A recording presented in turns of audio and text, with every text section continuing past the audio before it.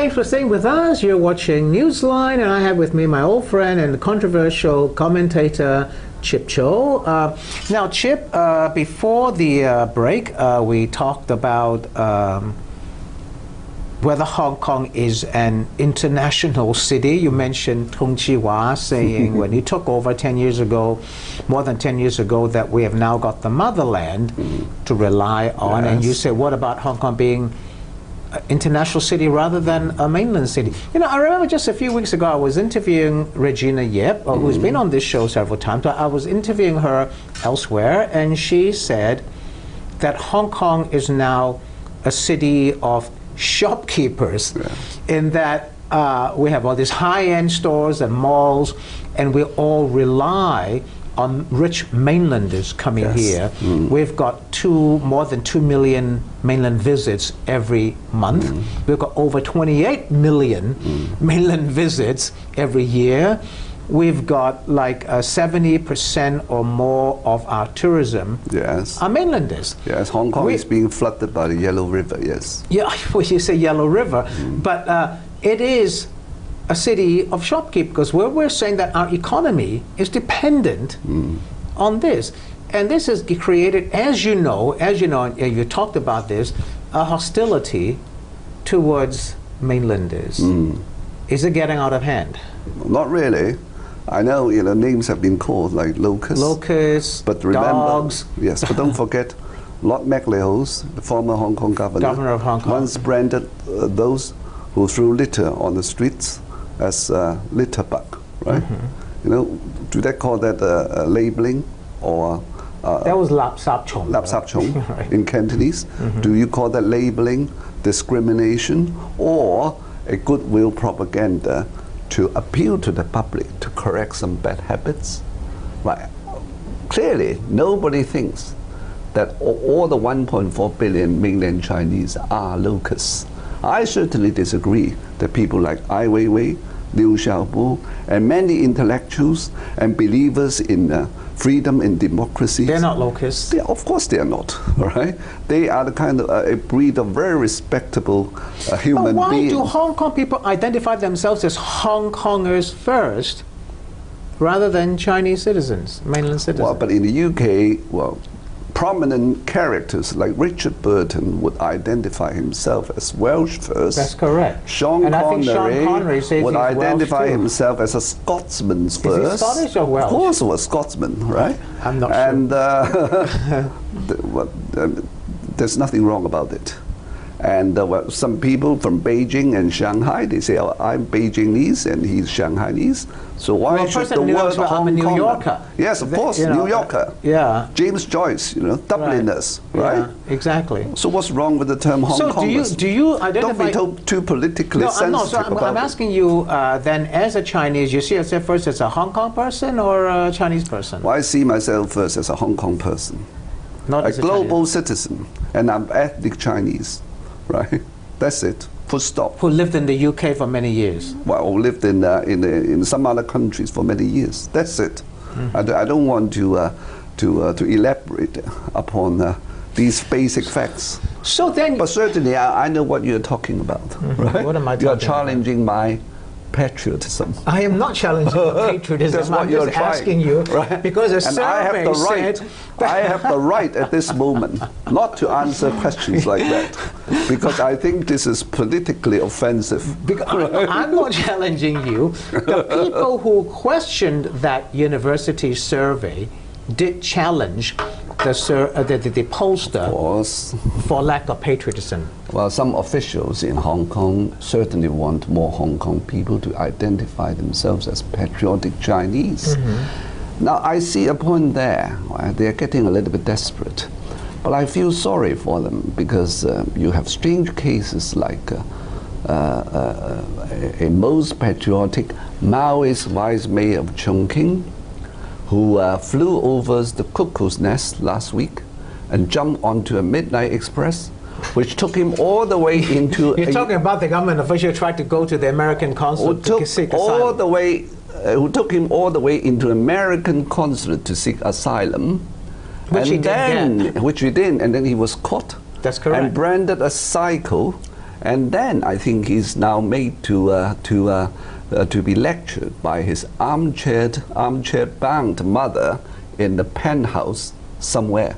Now, if strange cases like this happen, how can you expect an average Hong Konger to feel as patriotic as Tom Cruise in the famous movie Born on the July 14th? Born on the 4th of July. Born on the 4th of July, I'm sorry, right?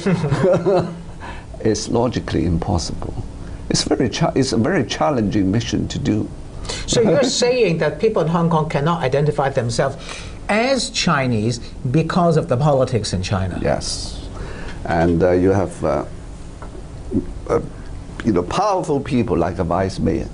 When he finds himself in deep trouble, he turns to Americans because they think the Americans are trustworthy. And then his master, who has sent his son to a boarding school in the UK because he despised the education system in China. And these people preach patriotism all the time, right? Does that... they set themselves as the best role models. No, I'm only telling you the facts, right? I'm sticking to common sense and basic logic. And they offer themselves as the best role models for us to follow. You talk something, and then you do something totally differently. Well, you're telling isn't it what isn't it the cases you see everywhere in Hong Kong? Sure, I mean there are a lot of people. Those who advocate. They have sons in the States and so on. National education in secondary schools, they have their kids That's now correct, yeah. in boarding school in the UK. Right? That's been happening for a long time. How can you convince me? Even during the pre-handover time, there are a lot of rich people who were saying they supported reunification, but they had foreign passports. Yes. This is absolutely... I remember Christopher Patton used to point that out a lot. This is absolutely marvelous. Let's go back to it's always a pleasure having you here because the conversation becomes very diverse. So let's go back to, and I think we can do that because we've known each other for many years. But let's go back to Hong Kong and the hostility towards mainlanders. Will this subside? What can we do to ease this hostility? Well, I'm not chief executive. I wish I were. Well, I could have done it easily, by building a few. You were polled on an online internet polling. You were the top choice for chief executive. Yes, I was very. Anyway, continue with your answer. If you were I would build a bit of a ghetto on the border in Sha Tou Kong, build a few luxury hospitals, right, and then let mainland pregnant women cross the border a little bit, and then stay there and have their babies born if they wish.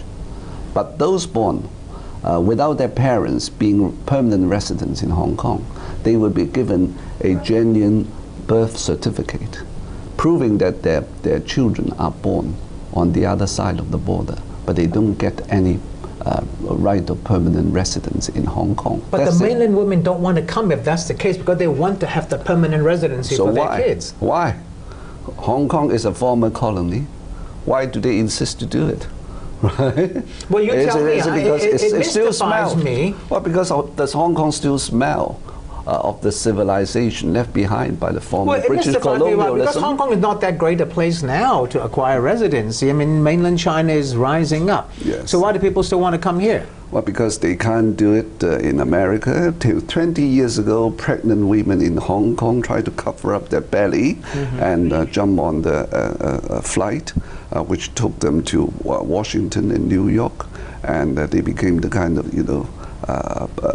alternative boat people because they want their kids to grow up in a country with democracy and freedom, while they themselves are too afraid to fight for them in their own country. And that's it.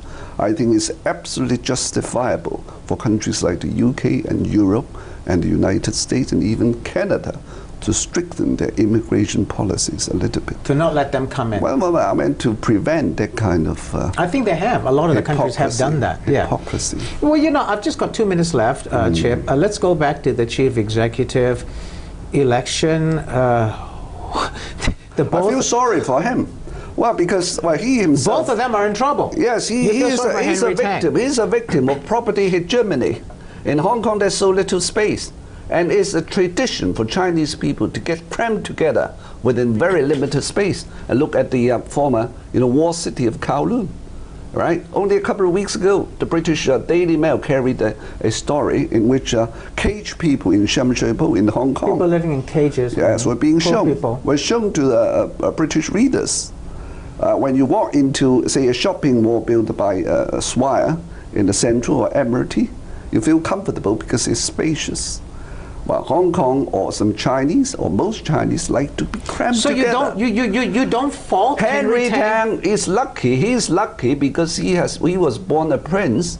He's unlucky that he was born a Hong Kong Chinese prince, because for the rest of his life he would never be entitled a palace like the Versailles or as spacious as a Blenheim Palace. Well, I feel sorry for him. All right, so he's a prince without a palace. I wish when he became the chief executive, he would do something about it. Property hegemony. Okay, he's a prince without a palace. I've got 1 minute left. Who do you think is going to win?